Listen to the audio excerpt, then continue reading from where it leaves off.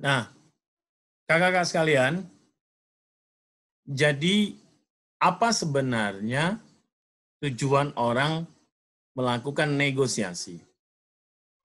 Negosiasi itu banyak dilakukan dalam hal kegiatan bisnis atau negosiasi dalam pekerjaan, target yang mau dicapai.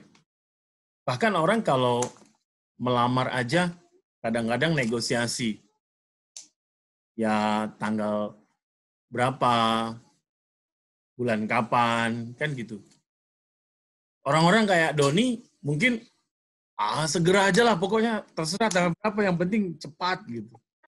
Tapi ada keluarga itu yang harus ada pertimbangan kan, hitungan waktu, kesiapan mereka, ya, biaya. Dan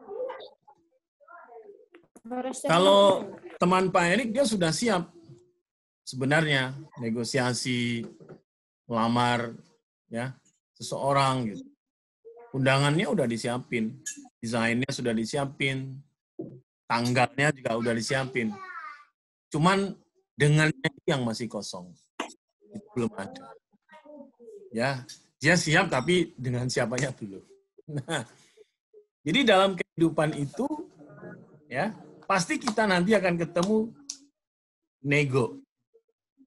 Nah, sebenarnya apa sih negosiasi ya?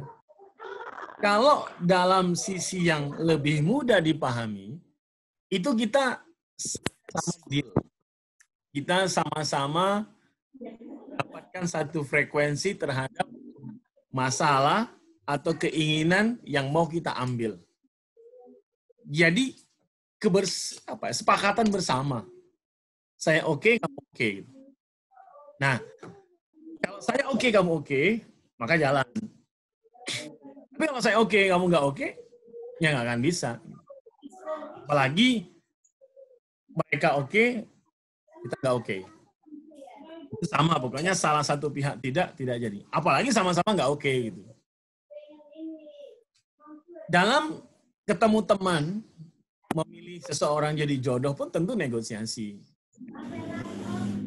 Saya suka kamu, kamu suka saya. Berarti oke dan oke. Gitu. Saya suka kamu, tapi kamu nggak suka saya. Ya berarti nggak bisa dong. Tapi yang harus Pak, bisa Pak. Loh kenapa? Dijodohkan. Wah itu negosiasinya udah tingkat dewa. Berarti negosiasinya bukan di Anda. Negosiasinya di orang tua Anda. Terjadi negosiasi, tapi bukan di Anda. Aktornya, bukan Anda komunikatornya. Komunikatornya di atas Anda. Negosiasi tercapai. Saya nggak suka, tapi dia suka, Pak. Ya, itu juga nggak tercapai. Tapi tercapai, Pak. Kok bisa? Ya, ditangkap Hansip. Oh, ya itu akhirnya karena kecelakaan. Karena di karantina. Atau saya nggak suka, dia nggak suka. Oh, itu bakal nggak terjadi. Aku nggak suka kamu. Oh, apalagi aku. Nggak akan terjadi. Jadi, karena adanya dua kesepakatan yang sama-sama oke, maka ada dua nanti. Secara tujuan substansial, fokusnya sama hasilnya. Yang kedua adalah fokus sama negosiasinya. Anda mau fokus sama prosesnya udah bagus nih. Udah maksimal. Tapi hasilnya enggak. Ya. Atau hasilnya perlu dibicarakan lagi. Tapi mungkin prosesnya nggak gitu banget lah gitu. Tapi fokusnya hasil. Terserah itu caranya negosiasi gimana, pokoknya hasilnya deal. Tapi ada yang menghargai, yang penting adalah prosesnya. Prosesnya udah berjalan bagus, on the track, kamu nggak salah, ya udah. Nah, maka kakak sekalian, dalam proses ini tentu ada kondisi menang kalah. Ya, ada kondisi menang kalah. Artinya di mana satu pihak itu kalah dalam arti menyampaikan keinginannya atau menawarkan apa yang menjadi kemauannya. Gitu. Nah, ini disebut sebagai zero sum atau negosiasi distributif. Jadi yang punya bergening aja. Ya, sekarang tinggal Anda yang paling bergening siapa kan gitu. Maka orang yang bergening, dia akan menjadi pihak yang menang. Yang lain bisa menjadi pihak yang kalah. Tetapi harus dipahami ya, yang namanya sumber daya itu kan terbatas. Dan yang namanya proses negosiasi itu, nah menentukan siapa yang akan mendapatkan sumber daya itu. Ya. Siapa yang akan bisa goals ini. Nah, yang kedua adalah win-win. Walaupun ada pendapat ya, mengatakan tidak ada Pak Erik win-win itu to the point ke saya dia. Tidak ada win-win itu Pak. Pada intinya adalah win-lose. Pada intinya adalah bayar. Pada intinya adalah ya siapa yang kuat yang menang. Nah sebenarnya kalau kita pandang negosiasi win-win ini sebenarnya adalah negosiasi kolaborasi kan. Di mana misalnya Anda punya kemauan, idealisme, orang lain punya idealisme. Kalau dua-duanya pegang idealisme, maka nggak akan pernah ketemu, toh. Ya, ginilah misalnya seorang laki-laki atau seorang wanita pastilah ingin mendapatkan pendamping hidup yang secara kemapanan ekonomi, secara kecukupan, baik secara mungkin usia dan lain akan lebih bagus lah dari dia gitu. Atau secara apa ya, grade lebih bagus dari dia. Jadi wajar dong kalau kita suka pada seseorang, kita harus akan melihat pada, misalnya gini, saya grade B. Orang yang grade-nya B, wajar dong ngelihat orang yang grade-nya A kan. Wajar dong, sesuatu yang aja gitu loh. Ya ini bukan new normal, ini normally aja. Dan itu adalah wajar. Tapi pertanyaannya wajar juga dong orang yang berada pada level yang di atas, misalnya grade A ini, ya nggak ngelirik yang B, dia akan sama A, atau bahkan lebih tinggi, misalnya A+. Bukan apes ya, tapi A+. Ya.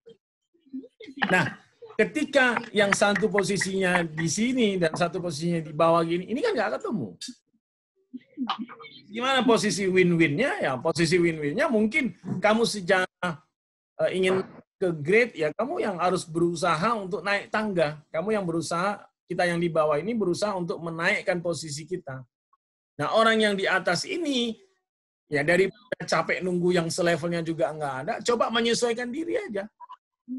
Jadi kalau sama-sama naik, ini agak menyesuaikan sedikit, ya akan ketemu. Atau solusi yang kedua, yang B-nya naik banget.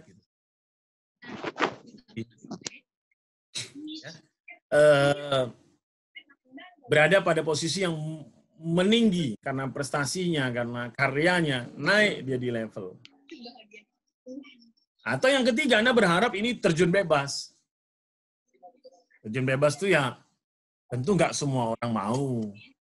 Mungkin dalam kisah sinetron ada pangeran ketemu dengan pengemis, atau seorang raja ketemu dengan apa namanya yang menjadi adiknya.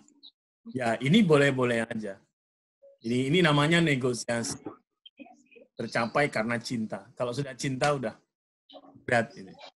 Ya, sudah nggak bisa melawan. Jadi negosiasi itu ya dari sisi win-lose atau win-win. Nah, tapi yang dipahami pada win-win ini adalah adanya penyesuaian keinginan hingga terjadi yang namanya positive sum, negosiasi integratif. Jadi kolaborasi, kita nggak sendiri. Ya.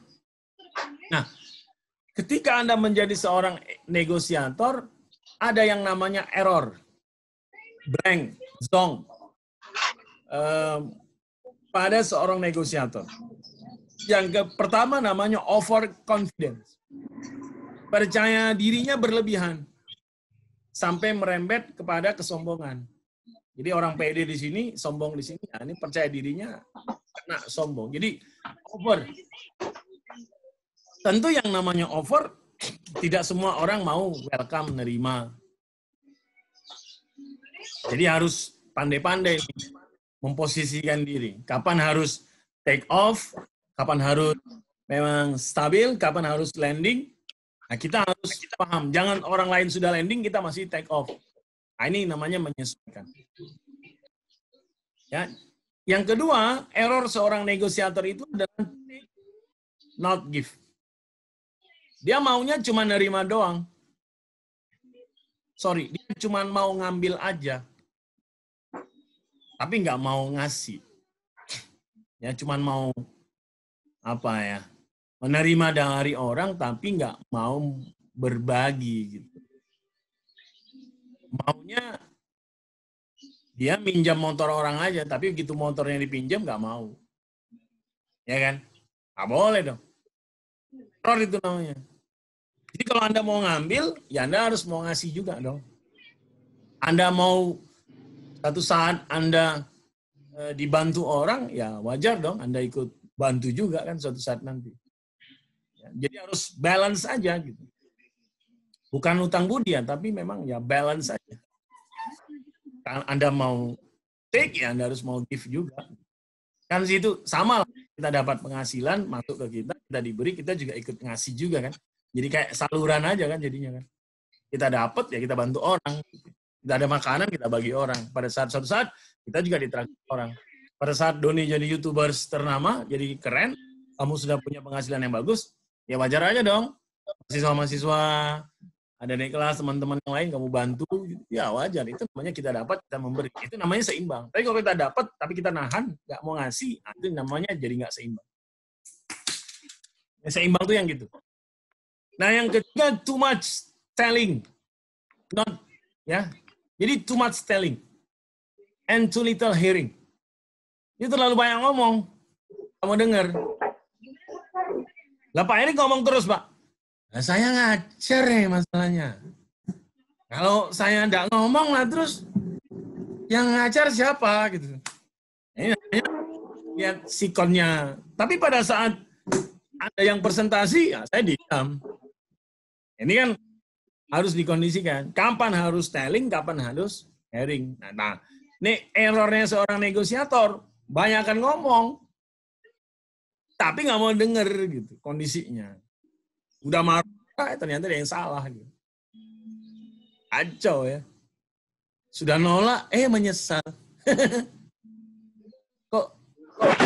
kok Doni jadi hebat kayak gitu ya? Makanya kalau mutus tuh ya lihat-lihat gitu. Jangan lihat karena ada yang lain lebih bagus, tiba-tiba yang ada ini ditinggal. Padahal yang ini susah-susahnya sama dia nih. Begitu ada yang bagus sedikit, pindah ternyata nggak lebih baik. Kita nggak akan pernah melihat sesuatu itu baik kalau tidak ada pembanding yang jelek. Jadi Anda nggak pernah melihat seseorang itu baik. Anda pernah lihat Tisa itu seorang wanita yang baik. Karena apa? Karena selama ini Anda bersama Tisa. Tapi begitu Anda putus dengan Tisa dan Anda jadian sama yang lain, baru Anda sadar, oh ternyata Tisa itu betul-betul puspita. Dia lebih baik dia. Karena apa? Sudah ada pembandingnya. Nah, orang itu karena tidak punya pembanding, sehingga dia merasa ini jelek. Nah, makanya memang kadang-kadang hidup itu mengajarkan kepada kita untuk, makanya kenapa telinga kita ini dua, mulut kita ini satu, bukan mulut dua, telinga satu. Karena memang ya kita diminta lebih banyak dengar daripada ngomong. Kali Anda presentasi, banyak ngomong, oke? Ketika dikasih presentasi. Atau jadi guru, atau jadi dosen, ya memang jam ngajar ya ngomong. Gitu. Paham ya? Jadi kesadarnya itu terakhir. Oh ternyata lebih baik dia. Menyesal. Nah begitu menyesal, balik lagi. Sorry. Yang ditinggal udah jadi YouTubers ternama. Udah jadi asistennya wali kota, bupati. Sudah jadi pejabat daerah, negara. Akhirnya menyesal. CLBK, maka muncullah mantan terindah, ya mantan terindah itu ya mestilah suami atau istri. Nah ini catat. Betul Pak. Itu Doni. Jadi teman-teman itu kalau udah kamu adalah mantan terindahku, berarti itu adalah istri Anda. itu adalah suami Anda. Itu yang paling indah. Tapi kan dia adalah mantan terindah. Pret. Itu namanya gak move on. Jadi orang tuh, ingat ya, kegagalan, keberhasilan itu adalah sumber daya. Seorang negosiator yang penuh dengan pengalaman berhasil, maka keberhasilan itu adalah sumber dayanya. Maka dia akan sangat pede menghadapi situasi apapun. Nah, seorang negosiator yang sering gagal, sering ketolak, maka penolakan, lalu kegagalan itu adalah sumber dayanya. Maka ketika ketemu orang langsung antipati. Ayo, coba lagi. Ah, udahlah Pak, kayaknya sama aja lah paling kayak gitu. Lihat wajah orangnya juga kayaknya nggak bakal bisa berhasil. Nah, itu sumber daya. Nah, yang sangat dikhawatirkan itu adalah tenggelam dari kegagalan, dari masa suram itu loh. Makanya orang berhasil itu bukan nggak pernah gagal, tapi dia belajar. Belajar. Jadi kalau kakak misalnya pernah putus, Anda pernah tinggal ya. Nah, itu adalah proses pembelajaran. Oh, Anda tahu, oh ternyata kalau kayak gini nggak bagus. Nah, itu nanti membuat Anda jadi semakin dewasa. Jadi semakin stabil. Dan itu menjadi sumber daya Anda. Nah, saran Pak Erik, ya belajarlah untuk banyak hal itu. Kadang-kadang kejadian itu memberikan pembelajaran kepada kita. Sabar aja. Masanya dapat. Itu ya hati saya, sabar. Oke, bisa sabar. Oke, yang keempat adalah non-narrational escalation of conflict. Jadi kalau konflik itu nggak rasional, pokoknya marah dulu, ya nggak bisa dong. Jadi ketika kita mau debat, alur berpikirnya, logika rasionalnya harus kita sampaikan. Nah ini loh.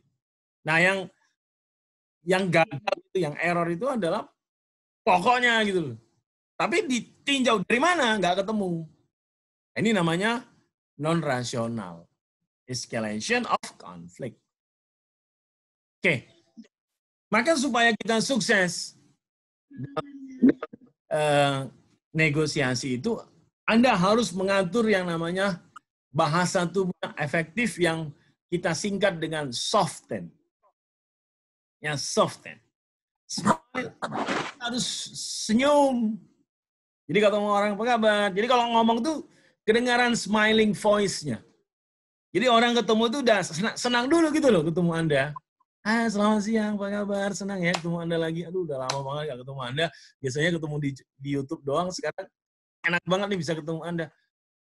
Jangan ketemu orang udah lama gak ketemu seminggu. Aduh, kayaknya seminggu cepet banget ya. Udah ketemu kamu lagi. Ah, susah saya kalau ketemu kamu mah. Bawaan yang pingin ngamuk aja. Ya, capek dong negosiator. Jadi jangan berharap orang nyesuaiin kita. Yang paling itu adalah bikin kita yang menyesuaikan. Jadi harus ada yang namanya smile. Yang kedua adalah open. Open itu apa? Terbuka terhadap masukan. Terbuka kepada ide. Ya, idenya apa? Apa ide? Yang mau dia sampaikan? Ya. Ini menjadi penting. Yang ketiga adalah forward. Jadi kalau negosiasi itu ya lebih condong ke depan.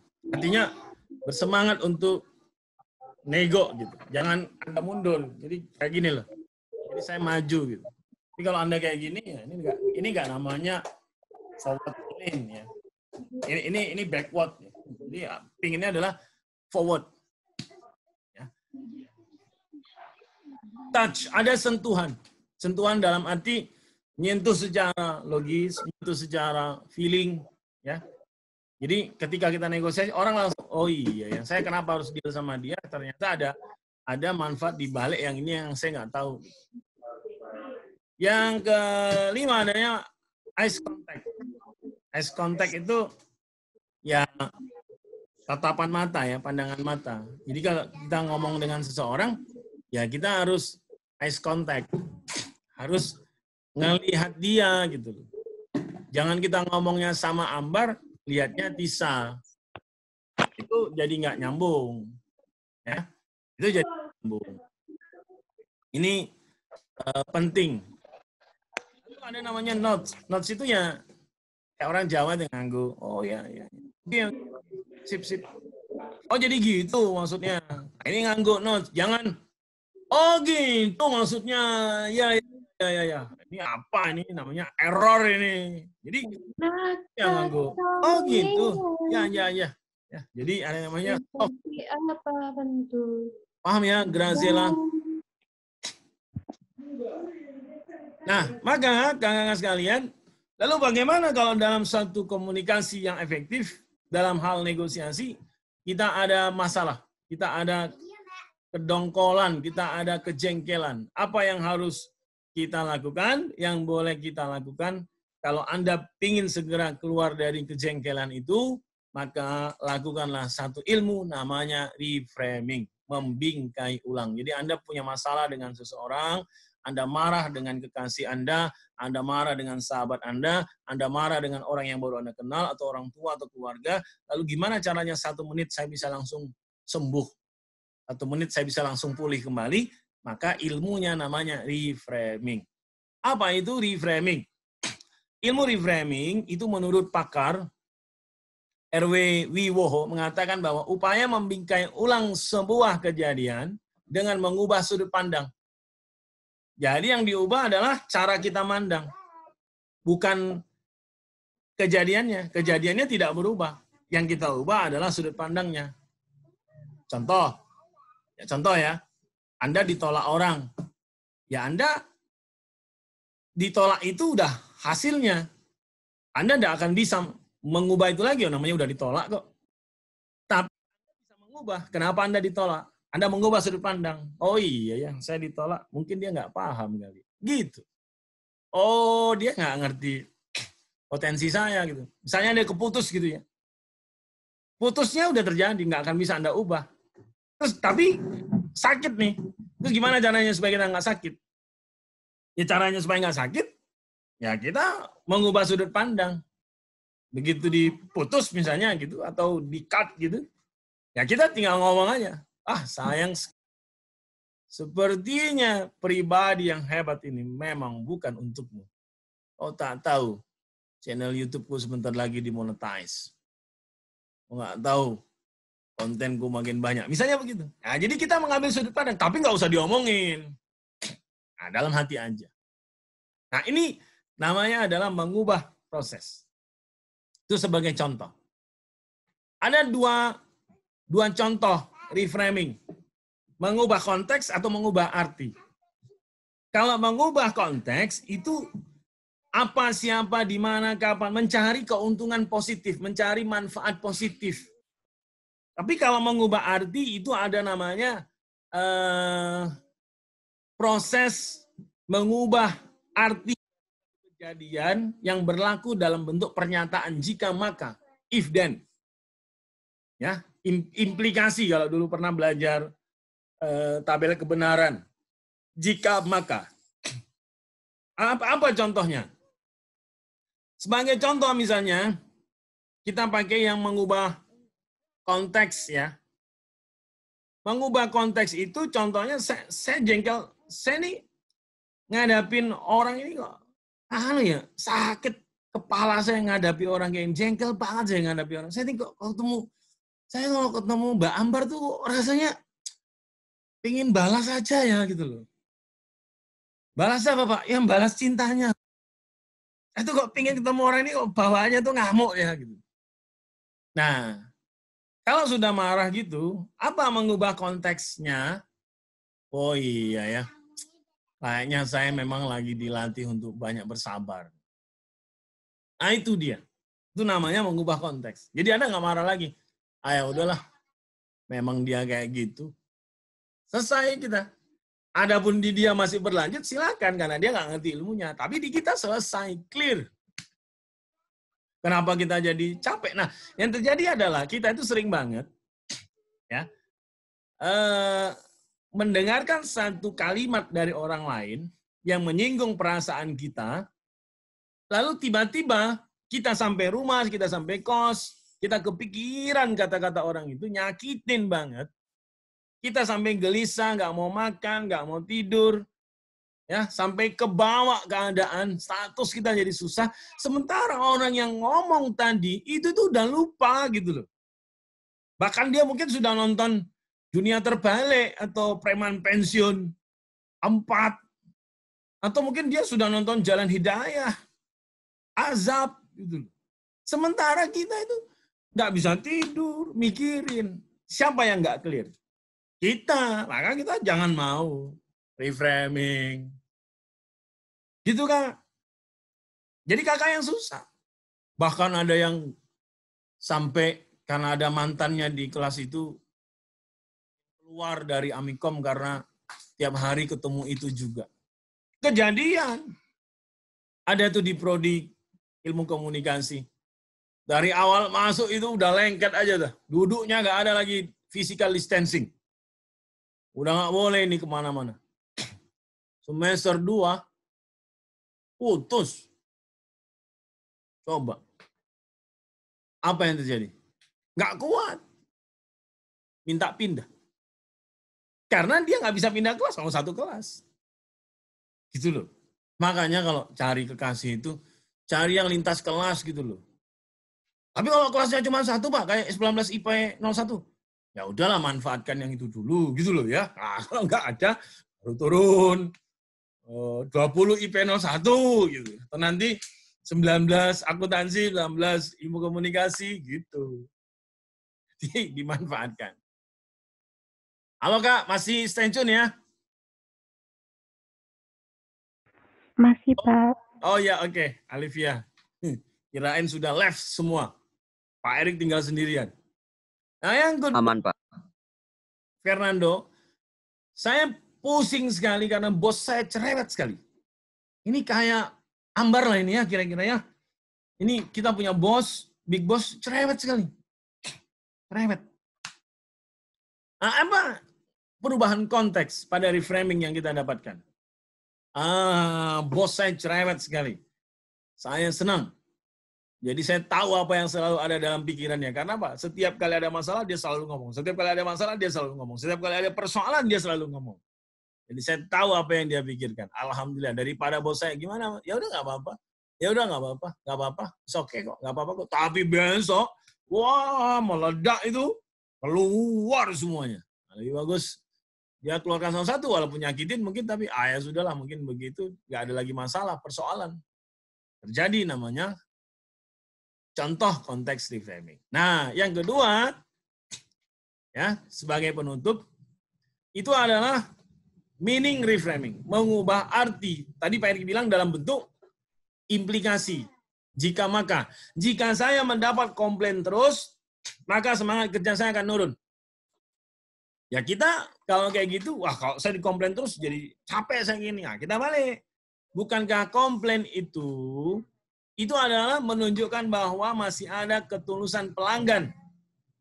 Ketulusan orang lain untuk menyampaikan kepada kita. Makanya kalau ada teman satu kelas kita, ngasih tahu ke kita, ya karena mereka memang ingin kita baik, gitu aja persepsinya. Jangan, kamu kok sukanya ngeritik terus toh, emang aku nggak ada benar-benarnya. Nah, kalau kayak gitu, kitanya capek. Maka supaya clear, nanti proses komunikasi negosiasi kita, ya udah, oh ya makasih Pak atas masukannya, nanti kami akan perbaiki. Oh, dia ingin memasukkan sisi positif, sisi perbaikan. Oke, itu dari sisi kita. Yang kedua, saya kesal banget nih, karena target penjualan nggak tercapai. Karena target view masih kurang. Lalu apa yang kita lakukan untuk bisa seperti itu? Nah, ini menunjukkan strategi kita harus perlu diperbaiki, harus perlu ditambah. Kalau perlu belajar dari orang yang gimana caranya, Don, itu kok bisa 2 hari langsung views. Nah, kita tanya mereka, kita belajar dari itu. Nah, maka dengan begitu, kita akan semakin kuat nanti ilmu negosiasinya. Sebagai penutup, ya, Lev Tolstoy, seorang filsuf dari Rusia, dia mengatakan banyak orang berpikir bagaimana mengubah dunia, tapi hanya sedikit dari mereka yang berpikir bagaimana mengubah dirinya sendiri.